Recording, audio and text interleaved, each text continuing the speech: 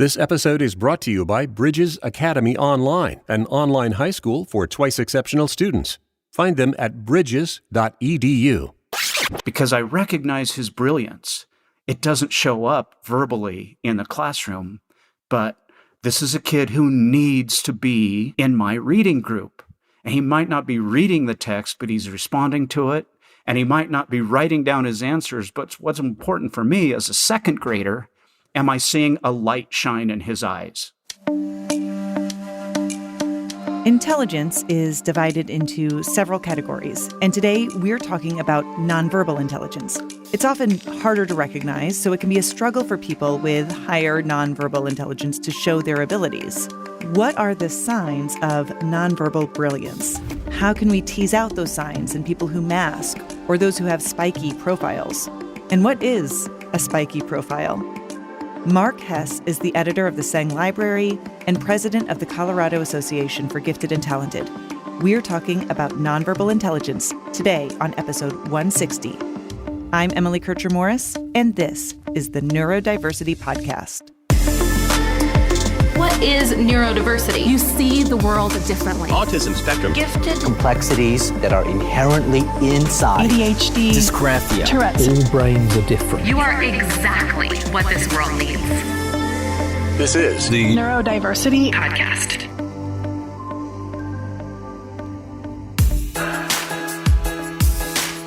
Before our chat, I want you to know that starting in March, we're launching a new program called SPACE in our Education and Training Division, the Neurodiversity University. SPACE stands for Supportive Parenting for Anxious Childhood Emotions, and it's designed to help parents of kids who are struggling with anxiety or obsessive-compulsive thoughts. SPACE was designed by Dr. Ellie Leibowitz at the Yale Child Study Center, and you can listen to episode 88 to hear him talk more about it. It's an online program where you will work one-on-one with a SPACE-trained facilitator to learn how to help your kids develop confidence and overcome anxiety. There are also virtual group sessions where you can connect and collaborate with other parents just like you. SPACE is a super amazing program, and we're offering a webinar to tell you more about the details. There's a link in the show notes where you can register for that webinar, and you can get more info. Or, if it's easier, just go to neurodiversity.university. We'll be talking about nonverbal intelligence with Mark Hess in just a minute.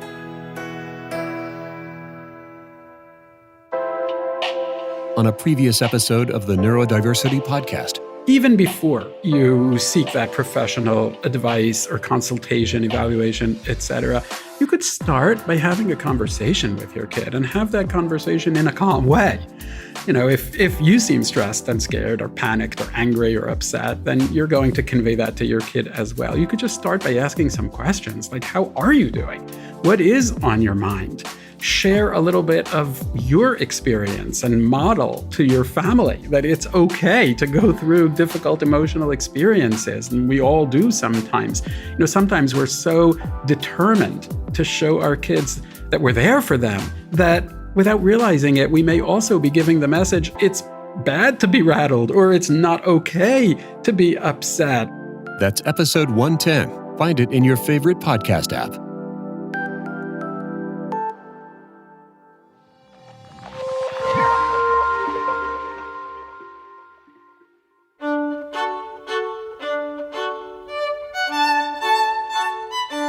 I'm really looking forward to today's conversation with Mark Hess.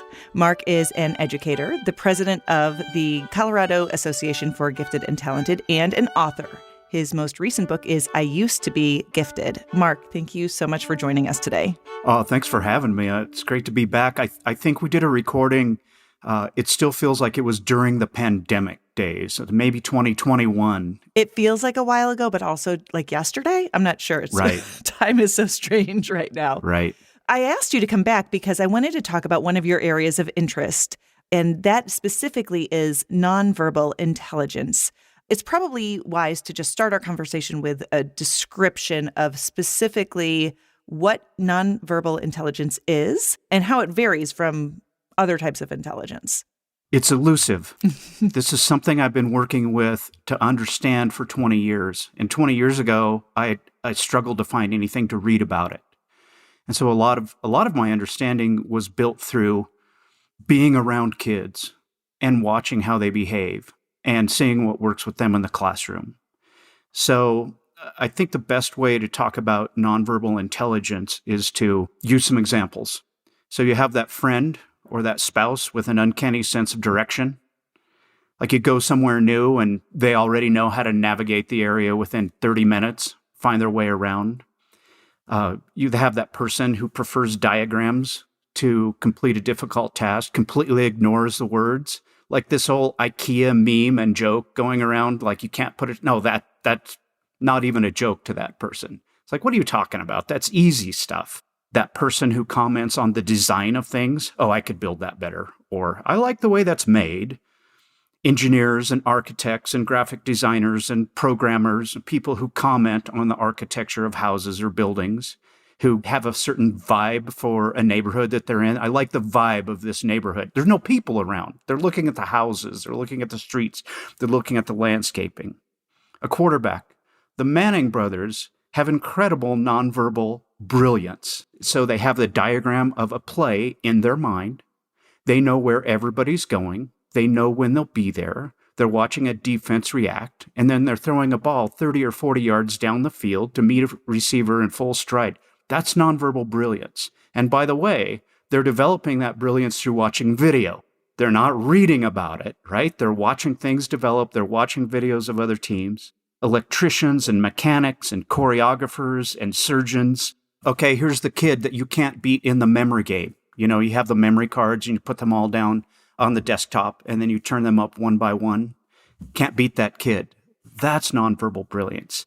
And people who have this sort of brilliance, and I like to call it that instead of nonverbal intelligence, which we can get into later, they tend to express their abilities in a visual spatial way, but not always.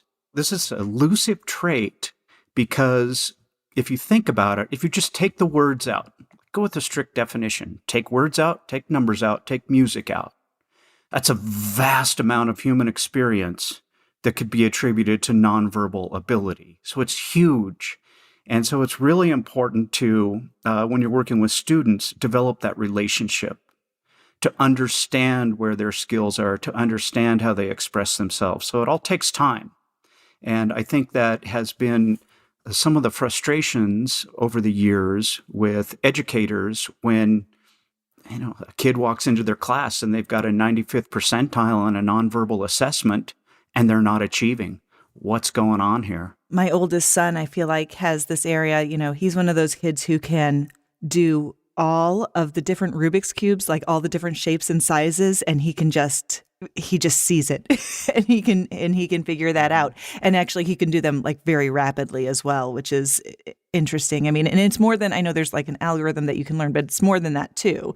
I mean, there are people who could maybe memorize the algorithm who still wouldn't be able to figure that out. Yeah. I hear about people who share about thinking in pictures. Sometimes I see people talking online even about recognizing that they'll come across somebody who will say, like, they don't have an internal dialogue. There's not words going through their mind. I will say for me, words are always going through my mind. I think in words. I do think in pictures too, where a lot of times I'll see the words, like I'll literally almost like I'm reading in my mind. And although I can visualize a picture too, it's very verbally based. But there are other people who it's not about the words, it's about the pictures, it's about the image, it's about the space. And that sounds like kind of what you're describing here. That's always one of the first questions I ask when I'm doing a presentation or doing professional development. Do you think in pictures or do you think in words?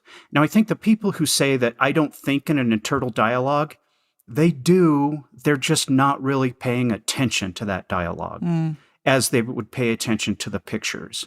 So one of the first things I found, 20 years ago, I see this quote by Einstein, I don't think in words, I think in pictures. And that blew me away. I'm an English major and I'm a teacher, and most teachers are very, very verbal. I think in phonological loops. It's like I'm narrating my life as it's going on. There's words going in a circle through my head. But then I realize that when I remember in pictures. And so I'm just not paying attention to the visual parts when I'm going through my day, when I stop and think about it. So that Einstein quote was posted on social media, and I have a friend who's a field biologist.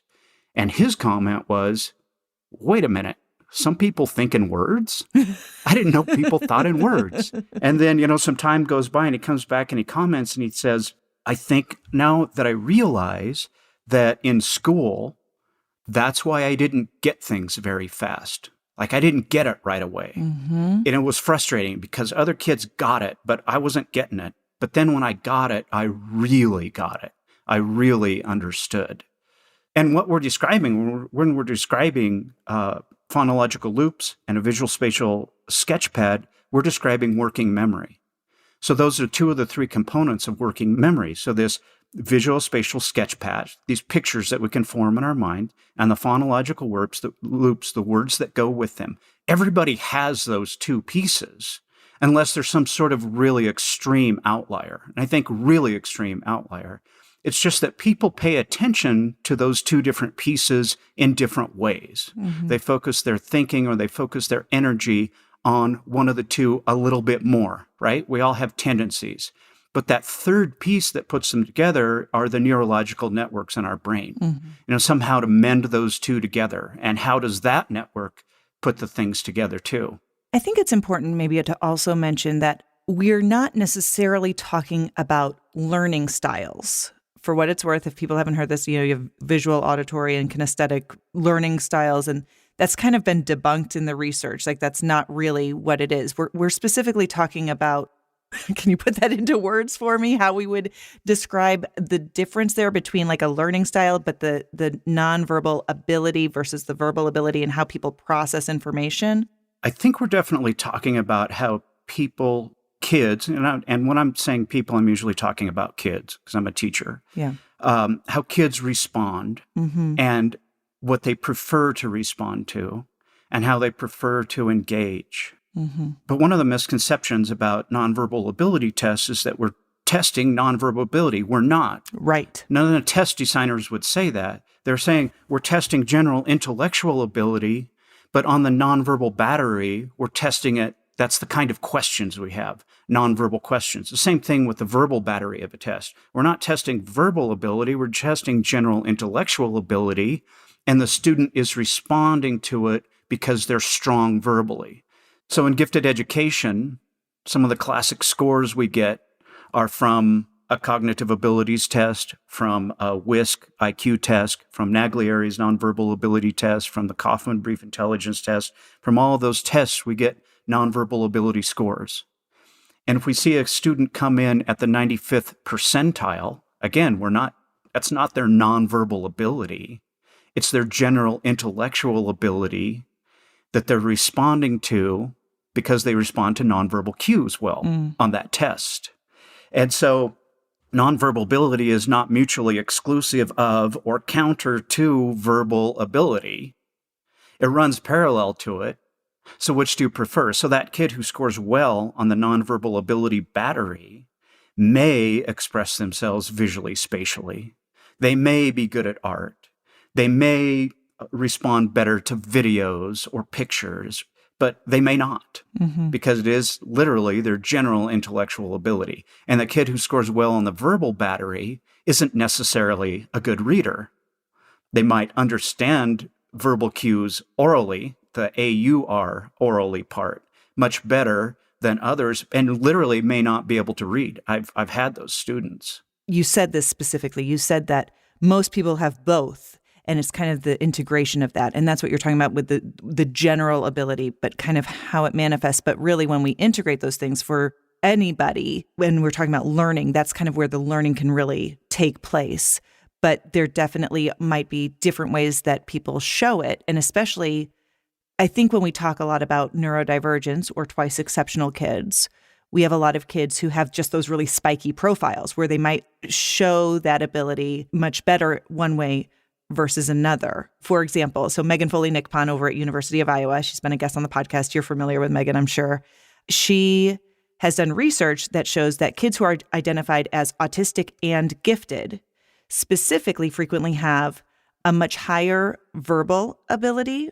That's where they show that on those tests, like that's just where those scores show up. And they typically have a much lower processing speed. And that's very common with those 2E kids. However, there's also research that just typically shows that individuals who are on the autism spectrum and have that higher verbal ability tend to score lower on symptomology of the measures that we use because, again, we talk so much about communication with autism. And so if you have that higher verbal ability, you don't show the symptoms the same way. But it's interesting when you think about how that manifests in the classroom or with kids who maybe have that spiky profile. You might have a child who is just brilliant, but it doesn't show it the way we would expect on an assessment, or it doesn't show it the way we would expect in grades. And that can be really distressing for everybody involved, the student, the parents, the teachers. Absolutely. And I can talk about one of those spicy profile kids too. And I would call that one year I had, he was one of the shoes on the wrong feet boys that I have on the autism spectrum, and literally shoes on the wrong feet, metaphorically shoes on the wrong feet, going through life feeling that way. He was a student who scores in the 95th percentile on verbal ability on the test, yet his reading achievement is 1%. Mm-hmm. He's also scoring a 95th percentile on the nonverbal ability. And so as a second grader, he's in a reading intervention, which he should be, right? It's part of what we do. But he's also in my class for gifted readers, even though he's reading at the first percentile. And this is part of my soapbox on why gifted education is so important. Because I recognize his brilliance. It doesn't show up verbally in the classroom, but this is a kid who needs to be in my reading group. And he might not be reading the text, but he's responding to it. And he might not be writing down his answers, but what's important for me as a second grader, am I seeing a light shine in his eyes when we're doing these discussions? So he needs to be with me to do that. Those other things will come along later, and he'll learn how to use voice to text and things like that. And he'll develop those reading skills when that part that connects the visual, spatial, and the phonological loops, right? When that part starts to sort itself out in his brain, he'll do all these things later. But in the meantime, we just want to see that light in his eyes. We want him thinking critically. We want him participating verbally. And I think that over the years, that has what has been so frustrating to teachers about the nonverbal ability score, because it's that kid. It's the kid with the 95th, 96th, 97th percentile nonverbal ability score, but the 70, the 60, the 50, the 40 verbal ability that teachers will say, wait a minute, that kid's gifted? Mm-hmm. That kid's not gifted. They need to be with me. They need to be in the reading intervention. Yeah, they might need to be in the reading intervention, but they also need to be with me, the gifted teacher. And yeah, that kid's gifted. More in a minute. With neurodivergent kids, identification is important, but then what? The education experience is vastly different from one school district to the next, and although there are some very good programs out there, many parents have limited options locally. So maybe it's time to look beyond.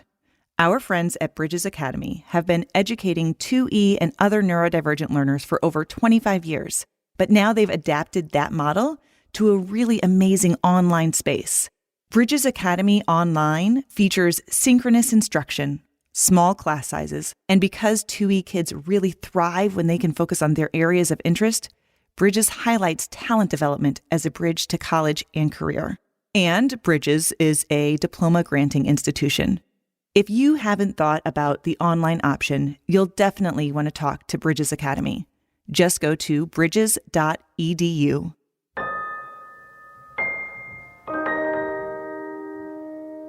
I have a question for you. I have many questions for you. Here's one that just came to mind.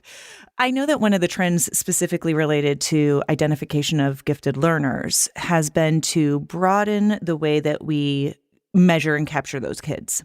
I have seen districts who are moving away from using simply a full-scale IQ score, and they are looking more specifically at different composites. So you can have a child who might qualify specifically on their verbal composite score, or specifically on their visual spatial composite score, or on their fluid reasoning composite score. But what I'm curious about is how that then impacts how that child performs. Say if you have a child who maybe doesn't have a full-scale score that is at that 95th percentile, but their visual spatial score is.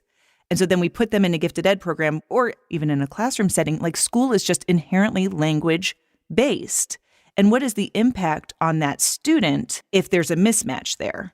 The impact is they may be missing some of the most important services that they can have to develop their brilliance. I would say that is the impact. And the purpose of gifted identification is to help us meet the needs of an individual, right? It's the purpose of it is to serve the kid academically and social emotionally. And so we need to understand what that high nonverbal score means. And we're not going to understand that until we develop a relationship with the student. And so researchers are saying positive relationships have a 0.74 effect size on achievement. That's huge in education. 0.74? Try to find that in anything, but it's positive relationships that show that. So we're building the relationships. We're finding out what they're strong in. They might be strong in things outside of school and extracurriculars. And how do we help meet those needs and develop those skills? So a lot of times that we might have this brilliance out there, but it's not expressed well in the school setting because we tend to go words, and they say up to 80% of an elementary curriculum is language-based. And most of the other 20, I would say, is probably numbers, is probably math. Well, what about that kid who's got a 20-point gap in their ability scores in nonverbal and verbal or nonverbal and quantitative, or the kid that has a 70-point gap in one of those scores? Yeah, they need a reading intervention. I'm an English teacher. I'm a teacher. I get that. I understand that. But they also need those opportunities to develop that brilliance. And that brilliance is often unfamiliar to many teachers because that's not who we are necessarily. We tend to be very verbal people. And since we didn't go through school that way, we don't teach that way necessarily. Yeah, we understand about the importance of STEM and STEAM and hands-on. We know all of those things are important. But at the same time, there's pressure coming from other places that says, hey, we need to do well in the state testing. And the state testing is about reading, writing, and math. So there's all these conflicts happening. It's a tough job. What a tough job being a teacher. Whatever the classroom is, when you have kids who, whatever shape peg they are, that doesn't fit in the round hole. Right. And that's what kids like this are. I think we hear a lot about the need to support kids who learn and think differently, whatever that might be. I think that's a philosophy that most educators buy into, but then they're not always quite sure where to go, or they don't feel like they have the latitude to do that. So what are some things that we need to be considering as we think about supporting people who this is their strength, this is their area of brilliance? What about all of those kids whose backgrounds or mindsets or ways of interacting with the world don't provide them comfortable access to words? And we're working in a curriculum that is 80% built on words. What about an English language learner who doesn't yet have that ability? They may be gifted in language, but they don't yet have that ability in our language. I mean, what are we going to do with those kids? Because there's that brilliance is out there. I think about all the farm kids that I taught early in my career who can fix anything, solve problems, build stuff, weld stuff, go out into as a couple of the high school kids came back with a catapult for my Middle Ages unit one time, a catapult built out of steel and iron. Well, we went down in the gulch and we got some car springs and we put this thing together and it threw a tennis ball over the football stadium, their catapult. What about those kids? What do we do with those kids? There's just so many different things that we can do while still honoring one of our main tasks in education. So one of the coolest things that happens in education is a first grader walks into the first grade classroom as a non-reader, and at the end of the year, they walk out of that classroom as a reader. And like their intellectual life has forever been transformed. That is one of the coolest things that happens. So we want to honor that, absolutely, but we also want to honor different kinds of abilities. I Used to Be Gifted just came out. Right before that, my hands-on literacy books came out, 4th and 5th and 6th grade hands-on literacy books. And it's literally that, how to put literacy in our hands or visually in our minds. There's so many different ways that we can approach literacy that are parallel to the written word, are parallel to the verbal world. I mentioned that before. Nonverbal ability is not mutually exclusive or counter to verbal ability. But what are some different ways that we can provide access? I've got my list here if you want to hear it. I do. I want to just add this one thing. I'm thinking actually of, and this may be part of it, but as you mentioned this, when we work with kids with dyslexia, for example, and we talk about the Orton-Gillingham method, that is a way to integrate that nonverbal awareness because it's that multimodal sensory approach that kind of fits into this, right? How do we pull those things together? But yes, what are some of the things that you've realized or promote as far as kind of tying those things in? Well, kindergarten teachers and first grade teachers get it already. Yeah. You know, there's a kindergarten teacher with the flashcard with the letter M holding it up saying, and all the students going, They get it. They get how to put those parts of working memory together, the visual and the words. They already get that. And the picture books and all the read alouds and things we do. And we make reading very, very visual at the beginning, right? And then as that develops, that tends to change over the years. And then we lose sight of it. And there's so many other ways that we can respond to literature. So 20 years ago, I took a job as a gifted resource teacher, as a gifted teacher in a middle school. And I had all of the gifted kids for reading, no matter what their identification, no matter what their skill. The way it worked out, I'm an English teacher, I had them for reading. And so I had all these kids who, so many of them, they hated to write, especially boys. They didn't especially like reading.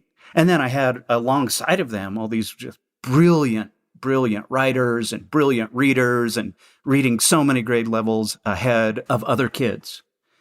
How do we put those two things together and make an enriching experience as a gifted education enriching experience? And so these hands-on literacy books, these 4th and 5th and 6th grade hands-on literacy books are literally that 7 or 8 years when I was teaching middle school and the things we did. We would do a lot of drawing. We would do cartooning. We would use photos. We would make visual analogies. We would create metaphors. We would use video. We would use performances. I was also the coach of the speech and forensics team, right? Speech and debate. So we did a lot of performing. We made graphs for literature. We graphed literature. We build things. We design things. And a lot of these things, we're applying them into a metaphorical sense, into a character analysis, into analysis of a setting. We were treating images like literature and having discussions about images in the same way we would discuss literature. You can discuss characters, you can discuss setting, you can discuss mood, you can turn it into poetry. Poetry's not just words, poetry's visual. Yes. We were doing virtual field trips, we were doing simulations, we were creating parodies, we were doing all of these cool things, but at the same time, we were absolutely honoring the written word because I'm the reading teacher. So yeah, we have to do that. But when we're doing it, it doesn't mean that every time we have to write it down. Mm-hmm. And sometimes, absolutely, we're writing it down. And we're focusing on it, and we're evaluating it, and then we're moving on. And we're going to open it up, and we're going to do all these different cool things, and we're always coming back to the words. We're always coming back to the stories. We're always coming back to the narrative, the nonfiction. We're always coming back to those things. But let's move away from it for a while. And address all these ideas in a very nonverbal way. Have you seen the ChatGPT AI stuff? Yes. All of a sudden, I'm thinking about the kids who struggle with getting things into written word because that's just not how they think, and how, let's be honest, this is going to change how we teach, how we produce, how we work. I think so. I'm using it, as a matter of fact, in my counseling practice. And it's been really kind of cool to come up with some ways to use this tool.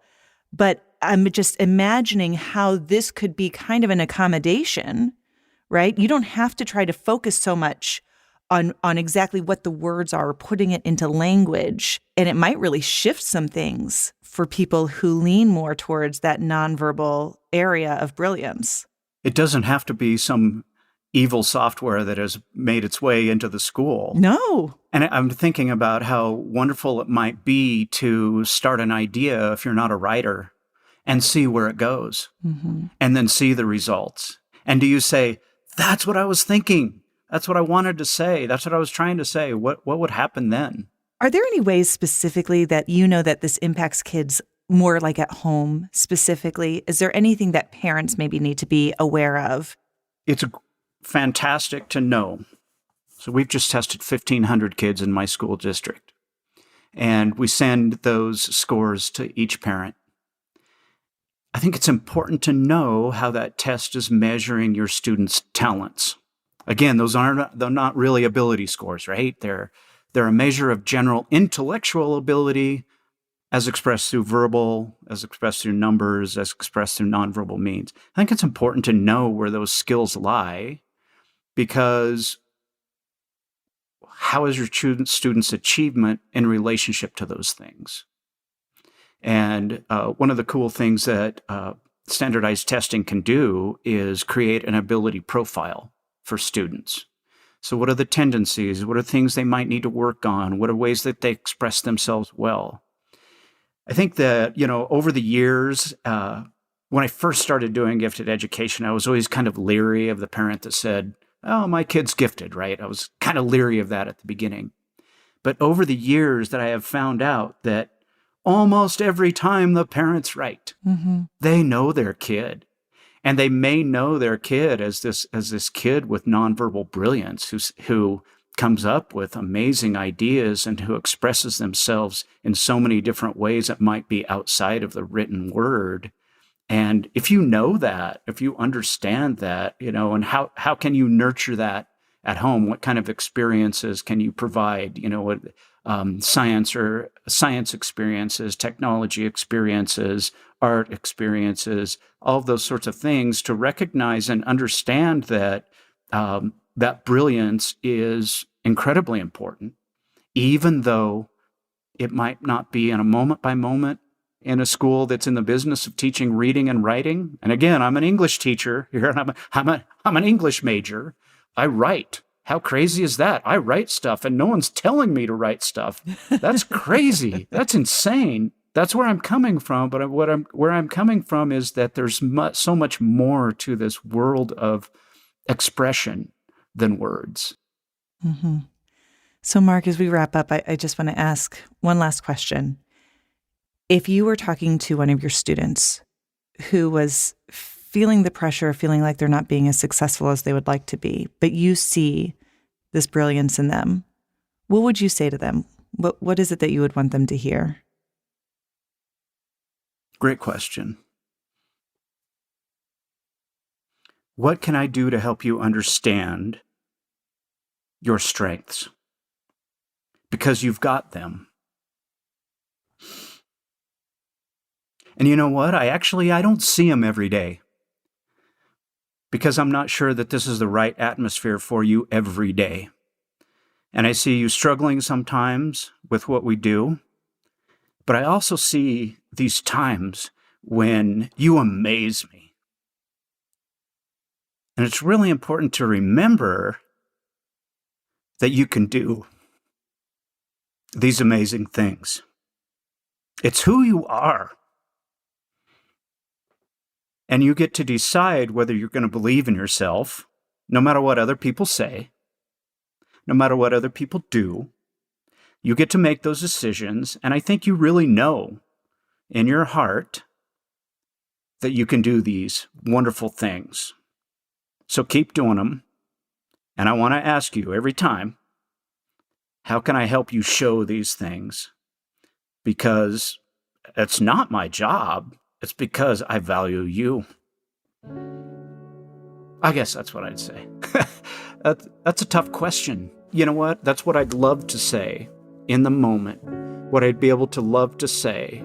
But it takes sometimes a half a school year or a whole school year to develop the sort of relationship and understanding where the student might hear all of those things spread out over time and really come to understand those and understand what you think, how you want them to be, how you hope for their success. Because I don't think we often have a chance to just stop and say all that. Like, it took me a long time to generate that answer. But I would hope that kids would understand those things after us being together, after us building that relationship as teacher and student, and maybe even over the years. Yeah. Mark Hess, author of I Used to Be Gifted. Thanks so much for your time today. Thank you.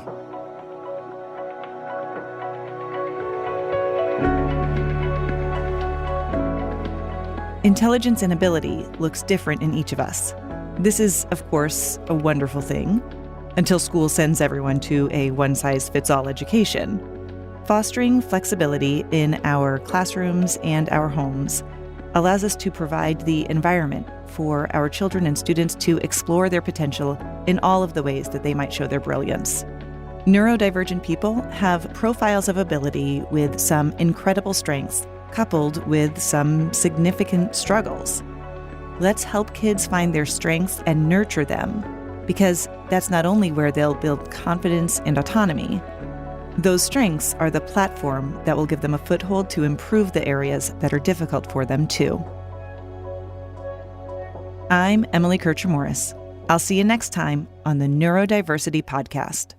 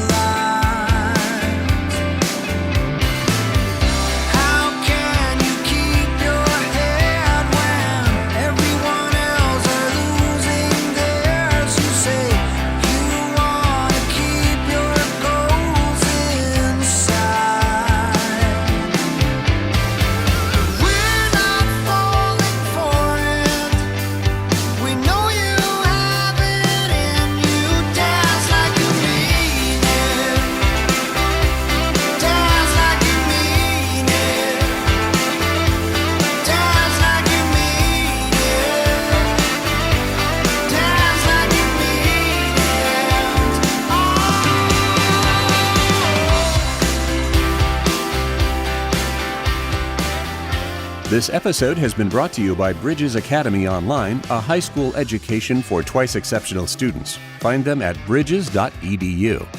Our thanks to Mark Hess. You can find information about him and his work on the episode page at neurodiversitypodcast.com. Don't forget our important new program for parents called Space if you have kids who are struggling with anxiety or obsessive-compulsive thoughts.